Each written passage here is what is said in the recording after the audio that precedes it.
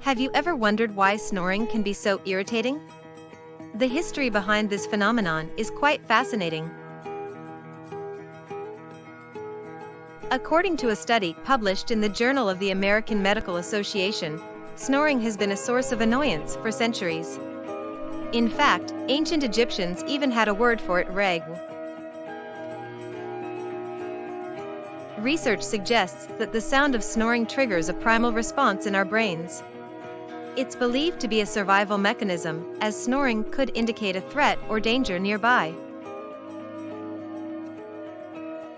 Interestingly, a study published in the Sleep Medicine Reviews found that the pitch and volume of snoring also play a role in our perception of it.